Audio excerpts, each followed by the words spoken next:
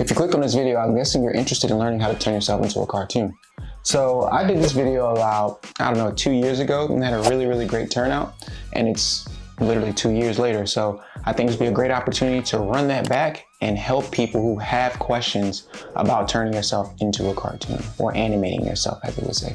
So without any further ado, let's get started. All right, so the first thing we want to do is pull our image that we want to trace over into Procreate. So luckily, Apple has found a way to configure Procreate into their seamless idea of taking images and turning them into stickers or whatever. So what we're gonna do here, I'm gonna take this picture of myself you see on the right, and I'm gonna hard press it, and I'm gonna drag it over, and boom, it's now imported. Slide this out the way, and now we have a picture of me. So now that we have our image, right, we wanna then, let's have an extra one in there. Let's take this picture and I'm gonna turn the opacity down to about, like 20%, just enough so you can still see the picture. Then we're gonna hit the plus, which adds a new layer on top of your current layer. So next we wanna select our 6B pencil. This allows us to apply a soft sketch over our image. Now it's a cartoon, so you don't necessarily have to be super detailed. You can give yourself a little bit of leeway. Just make sure you have the basic contour shapes that you need to structure your drawing, right? We have our pencil, we have our image. So what I want to do and how I typically start, I don't know, it's just something I normally do. I start from the middle out. So what I'm gonna do, I'm gonna zoom into my face, and I'm just gonna roughly sketch, little bits and pieces of my face.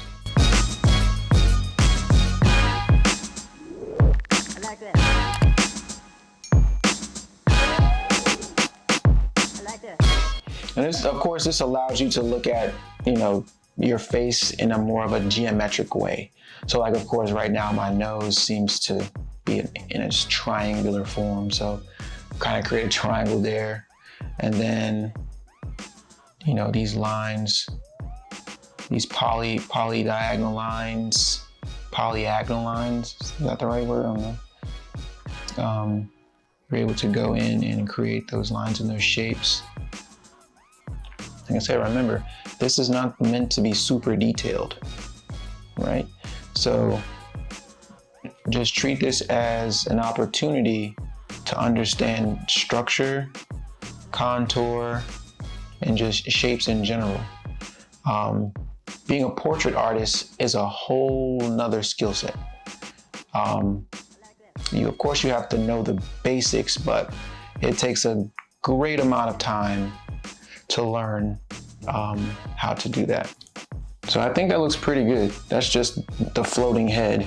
I'm gonna add some of course, my neck and my shoulders, but this is what you're looking for. You wanna make sure you have specific features that identify who you are, what you look like, and then small features that just kind of fill everything else in.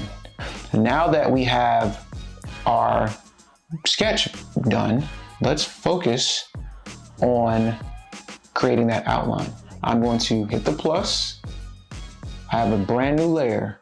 So we don't want to draw on the sketch layer. We only want to draw on the new layer. So once we do that, I'm going to turn down the opacity a little bit. Let's say 50% rule of thumb, 45 to 50%, let's do that. So layer 3, which is now our ink layer. So I think the best thing for us to do is name this so you don't get them confused. So I named my ink layer ink, and I labeled my sketch layer sketch. Cool, no confusion. If something were to go wrong, you know where to find it. So labeling your layers is a good thing as well. So now let's go to our brush tool. Then we want to go to inking. And with the inking section, you can pick, I use the studio brush to kind of get those lines the way I want to, and I modify them as well.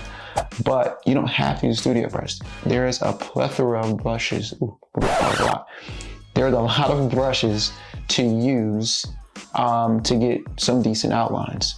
And I don't want to confuse you. So what I'm going to do, I'm going to stick with the studio brush and then work around the image and see how I like it.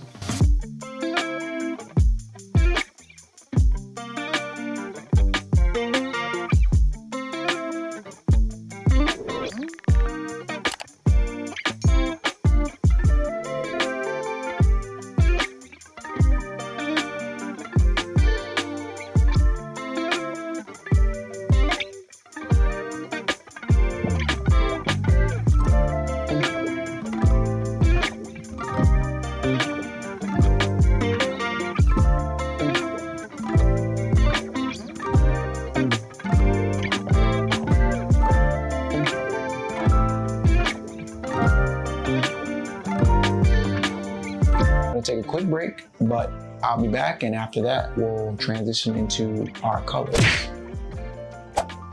Come back, please. All right, cool. So now we're back. We're gonna start on the coloring process, but before we do that, we wanna go and check our image and make sure that all of the lines are closed and we don't have any open gaps, because if you do, once you start applying those colors, it's gonna bleed all over the page and you don't want that. So what I'm gonna do, I've noticed there's a couple of inconsistencies here.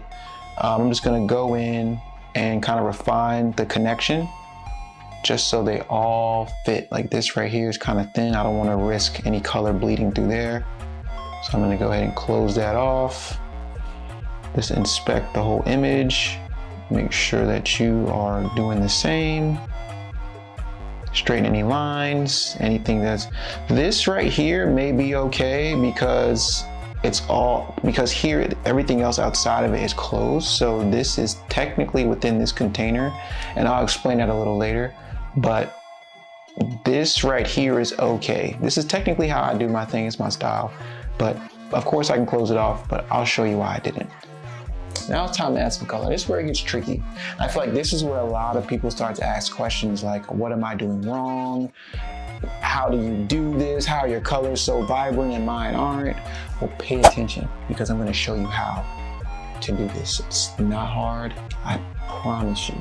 If you follow everything I tell you, you'll be good. So, what we're gonna do first, all right, pay attention. What we're gonna do first, we're gonna select our layers. We're gonna create a new layer. We're gonna call this color, right? So now we have our color layer. Before we do anything else, we wanna make sure that our color layer is below our ink layer. The first thing you do after labeling your layer color. Then we wanna take our ink layer and turn this ink layer into a reference. So, what a reference layer does, it tells Procreate, look, these lines are containers for color. So if I'm working on a drawing and I apply a color, wherever that black line is, it's gonna treat it as a container. I may be able to show you better than I can tell you.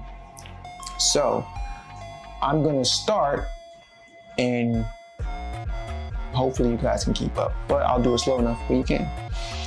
So what I'm gonna do here, I'm gonna take my image. I'm going to then shrink my, wrong thing. Be careful, make sure you're always looking at the layers you're selecting, because you can get tricked sometimes. I get tricked all the time in Procreate. You want to go to your image, then you want to scale your image down and just put it in the corner. Then I want to scale my image up to full opacity so I can see the colors that I want to pick, right? So we already have our color layer, we made our ink layer, our reference layer, we've taken our image and we turned it all the way up, and we moved it to the side as a reference, a color reference layer for us.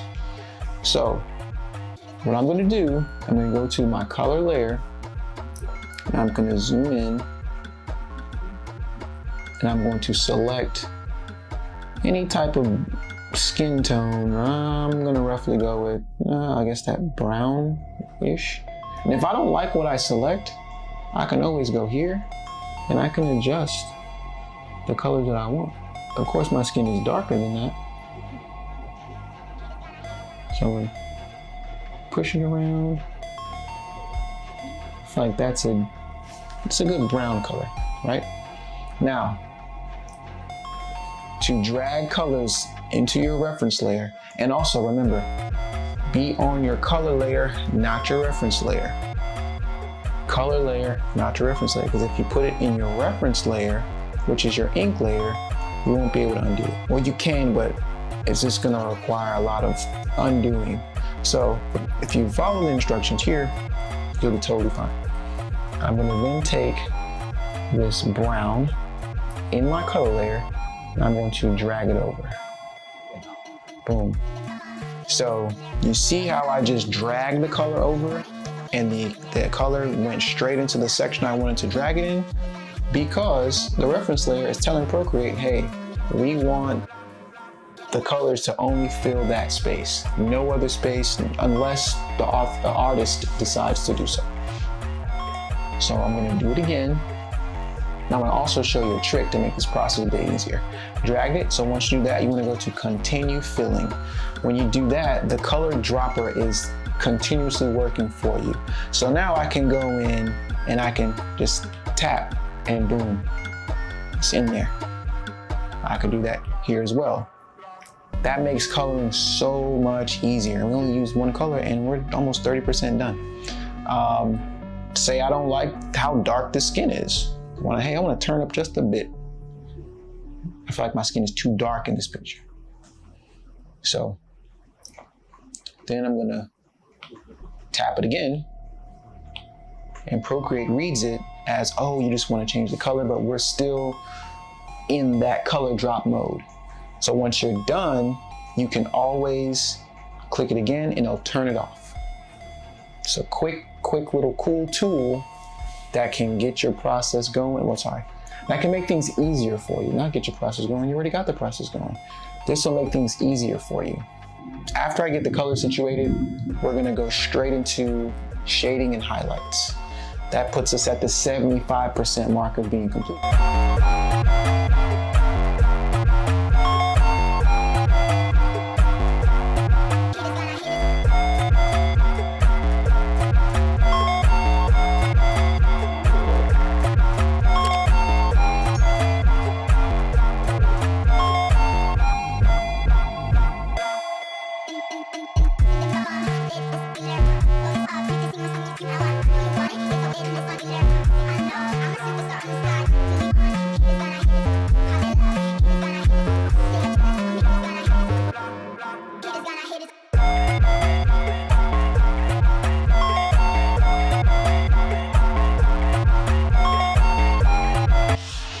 So, as of right now, outside of me adding a little bit of emphasis on the frames that I'm using, we're getting there. We're cooking with grease. So, thumbs up to you for sticking around and getting this far, because, you know, 10 minutes ago, or whoever knows how long ago, you may have been not so confident compared to right now. So let's keep the ball rolling because we're getting it done.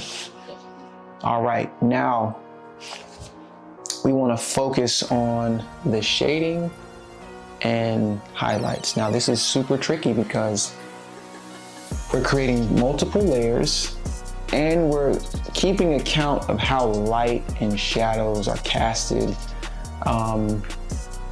You know, you don't want to, we're not making something super realistic, so you don't have to worry too much, but you still want to keep in mind how light works. So if the light is facing this way, for instance, the light is casting forward to my face, your shadows will be more on the opposite side and vice versa. So if I turn my head, this side is lit, this side is dark. That's kind of how it works in drawing. It's the same thing. Once we go to our layers, we then want to hit the plus, still keeping our reference layer on, right? We want to make 2 layers.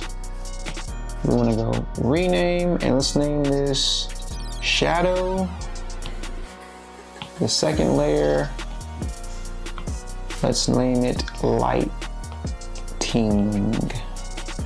So your shadows and your lighting. Once you do that, once you have your 2 layers, you then want to click one of the 2. I prefer the shadow first or the shading first. Shading, shadow shading, whatever you want to call it. Do that first, and then we'll do the lighting second, because you kind of see where you want to throw the highlights and stuff. Then you want to click your clipping mask. Clipping mask then links to the color layer. So what a clipping mask does, and if you're not aware of it, I'm going to explain. A clipping mask essentially works within the container. The same way we look at reference layers, a clipping mask is relatively the same thing. The colors are going to stay, or anything you apply will stay within that zone. So I'm going to give you an example. I'm going to take white, I'm going to turn this all the way up, and this shading is in the clipping, in the clipping mask area of color. I'm then going to draw a line. Matter of fact, let's do a different color. Let's do red, because we have a white background, so it may not show as well. So we're in our color, our shadow layer over our color. So what I'm going to do, I'm going to draw a line starting from here, going all the way across, and watch what happens.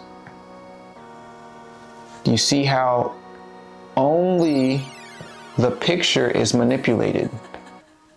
The colored area is the only space that is changed and altered because of the clipping mask. If I were to turn the clipping mask off, all the lines will appear.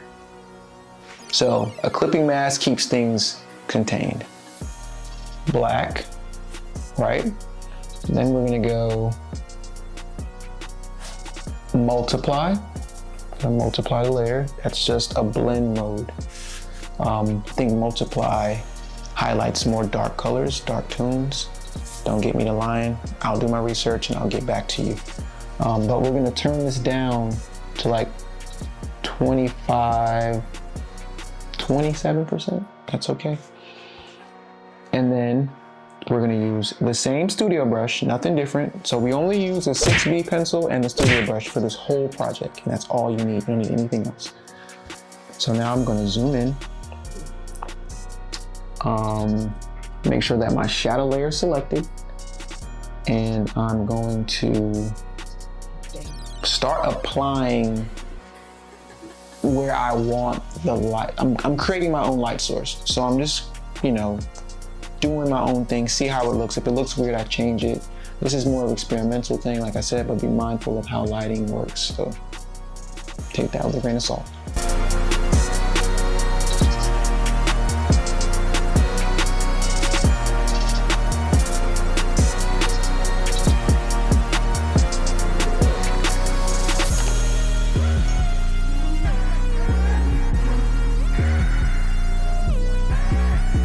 So I kind of have the shadows where I want them. I know I could probably do a little more work, but I feel like I'll be doing that all day, and I don't want to waste too much time with y'all. But I think we're okay to a point where we can move on to the next step. Now what we're gonna do is add our highlights. So let's start by doing that with, you go to your lighting layer, then you want to go to overlay. Right? And then we want to pick white. That's it. That simple. You have 2 layers. You have your shade layer and your overlay layer. That's it. Nothing else. When creating my highlights, I want to stay on the outside, like the rim of the color.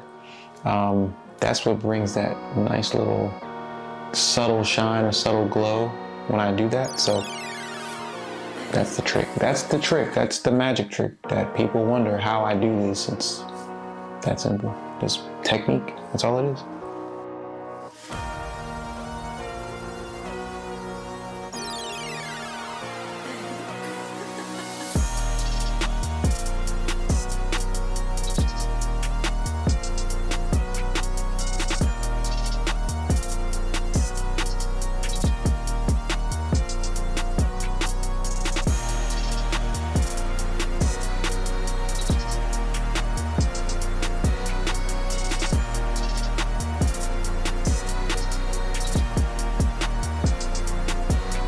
All right, people, we're getting to the end. We're almost like 90% finished. The last thing I'm gonna focus on are the glasses.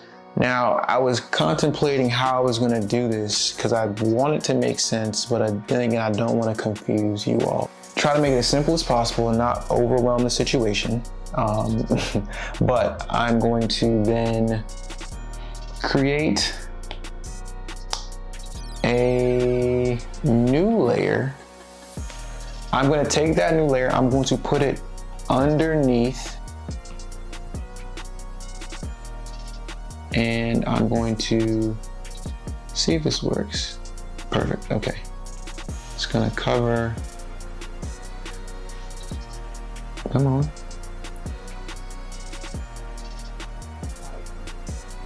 And put it on top. I'm gonna continue to fill in so there's no like black spaces or black lines. So now it looks like I have on like blue shades, like a light blue or white. And I'm gonna draw diagonal lines going across to create some sort of glare, if that makes sense. So I'm gonna zoom in, scale up, and then kind of like this. Seems to be too big. Let's go a little bit. So essentially I want one long line and then a small line. As you can tell, as I'm going across, I'm not affecting anything else because it's alpha locked. We go across, start here, get a straight line if I hold long enough. Even a smaller one, go across, cool. So now it looks like I have like aviator shades on. That's cool, but that's not the look I'm going for. So then I'm going to take this and I'm going to then drop the opacity, and no, this is around 60%. Now it looks like I have on glasses. So if you enjoyed this video, please give it a thumbs up. I would greatly appreciate it. It will push this video into the algorithm further so other people can learn and experiment or grow in this field just like you have. Hopefully you have. If you have not subscribed yet, please subscribe. It's basically bookmarking my channel, so anytime I do tutorials like this or different forms of digital work or traditional work, you're in the know, like you know it already. You know it's gonna be there, you won't miss it. But no, I greatly appreciate you guys staying with me this long. If you stayed this long, thank you. If you were able to stay and seen a few things and you have questions, please drop in the comment section. I answer or try to answer majority of the questions that come through these videos. So yeah, till next time, peace.